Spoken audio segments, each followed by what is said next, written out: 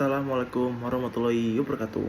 Kenalkan, nama saya Zuara Satirnawan dengan nomor NIM 2205010058. Di sini saya akan mempresentasikan tugas UAS saya yang berjudul Ketidaksetaraan Akses dan Penggunaan AI.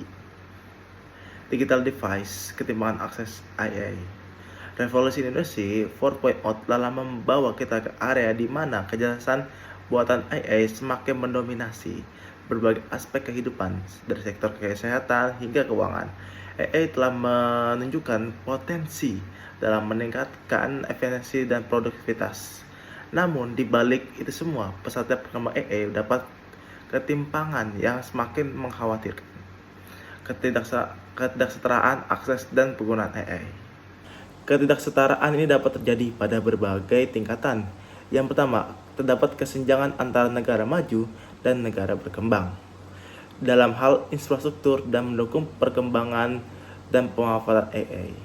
Yang kedua, ketidaksetaraan yang terjadi dalam suatu negara atau negara akses terhadap teknologi AI yang canggih seringkali terbatas pada kelompok masyarakat tertentu, di kalangan akademisi, penelitian, dan perusahaan besar.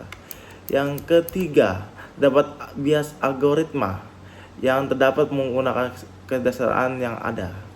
Algoritma AI dilatih menggunakan data yang ada, dan jika data tersebut mengandung bias, maka algoritma yang dihasilkan pun akan bias. Amerika Serikat sebagai pionir dalam perkembangan AI memiliki infrastruktur yang sangat kuat, talenta yang melimpah dan investasi yang besar di sektor ini. Sebaliknya, Indonesia meskipun memiliki potensi besar, masih menghadapi berbagai tantangan dalam perkembangan AI, termasuk kurangnya infrastruktur, tenaga ahli, dan regulasi yang berkomprehensif. Dampak ketidaksetaraan AI. Kesenjangan ekonomi. Di AS, Amerika Serikat, perusahaan-perusahaan besar telah berhasil memanfaatkan AI untuk meningkatkan efisiensi dan produktivitas, sehingga memperkuat dominasi mereka di pasar global. Indonesia, UMKM yang tidak memiliki akses terhadap teknologi AI, bersaing dan berpotensi tertinggal. Kualitas layanan publik. Pemerintah AS telah mulai menggunakan AI untuk meningkatkan kualitas layanan publik seperti prediksi kejahatan dan optimasi lalu lintas.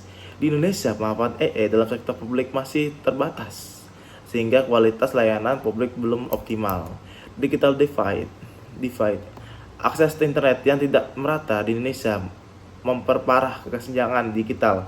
Masyarakat di daerah terpencil kesulitan mengakses informasi dan layanan berbasis AI, sehingga memperlebar jurang antara mereka dengan masyarakat perkotaan.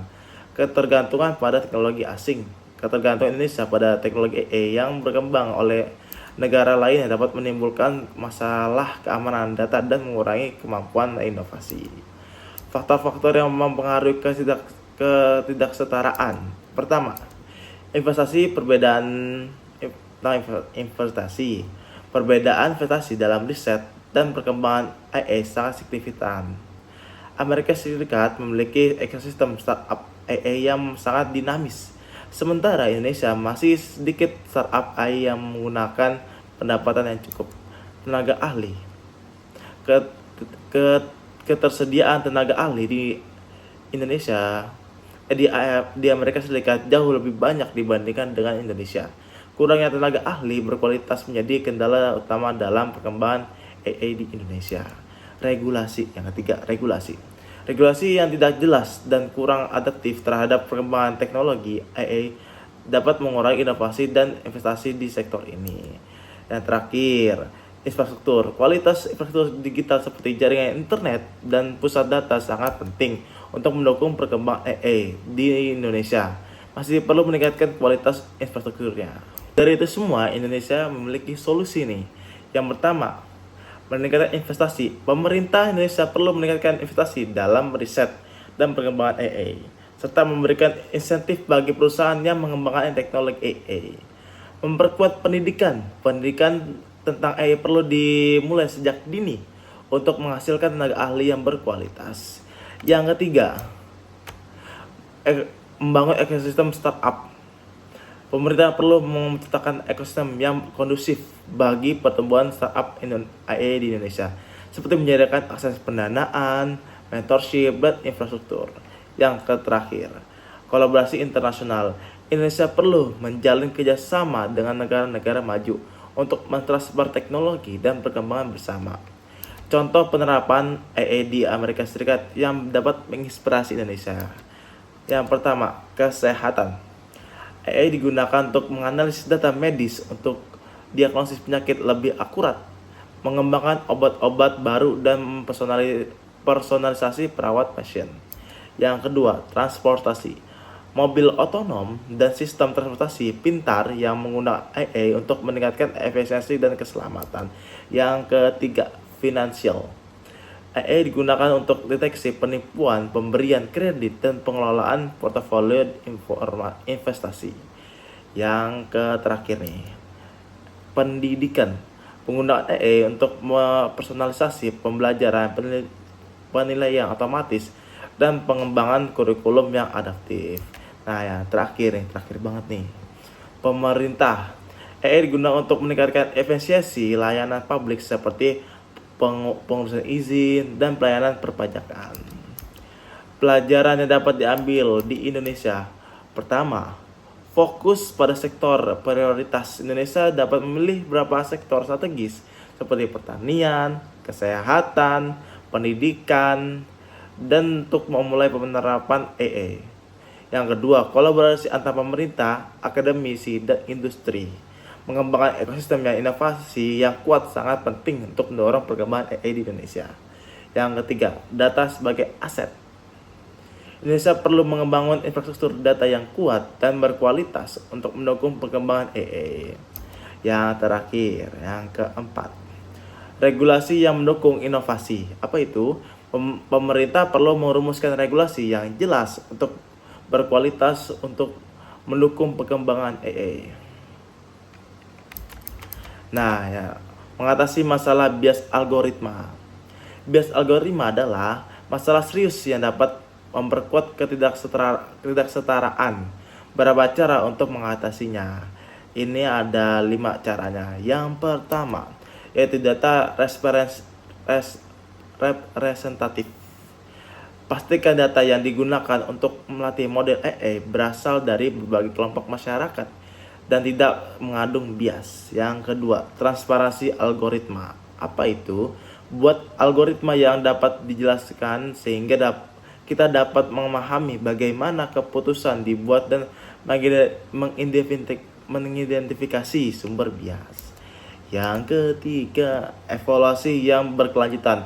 Lakukan evaluasi secara berkala terhadap kinerja model AI untuk memastikan tidak ada bias yang muncul. Yang keempat nih, keragaman dalam tim pengembangan. Apa itu? Tim yang mengembangkan AI harus terdiri dari orang-orang dengan berbagai latar belakang untuk mengurangi risiko bias. Yang terakhir, standar etika AI. Kembangan standar etika AI yang jelas dan berlaku secara universal. Tentunya dari situ semua, peran masyarakat sipil itu sangat penting. Masyarakat sipil memiliki peran yang sangat penting dalam mengatasi masalah ketidaksetaraan akses AI. Nah, yang pertama ada advokasi. Masyarakat sipil dapat melakukan advokasi kepada pemerintah dan perusahaan untuk memastikan bahwa pengembangan dan penggunaan AI dapat dilakukan secara adil dan transparan. Yang kedua, pendidikan. Masyarakat sipil dapat memberikan pendidikan kepada masyarakat tentang AI yang penting akses yang adil terhadap teknologi. Yang ketiga, mengembangkan aplikasi AI. Masyarakat sipil dapat mengembangkan aplikasi AI yang berfokus pada penyelesaian masalah sosial. Yang terakhir nih, mentoring dan evaluasi. Masyarakat sipil dapat melakukan pemantauan evaluasi terhadap dampak penerapan AI terhadap masyarakat. Kesimpulannya, ketidaksetaraan akses dan penggunaan AI merupakan tantangan besar yang harus dihadapi oleh masyarakat global untuk mewujudkan masa depan yang lebih adil dan sejahtera. Kita perlu bekerja sama untuk mengatasi masalah ini dengan meningkatkan akses infrastruktur, memperkuat pendidikan, dan mengembangkan kebijakan inklusif dan membangun kolaborasi yang yang kuat, kita dapat memastikan bahwa manfaat AI dapat menikmati semua orang.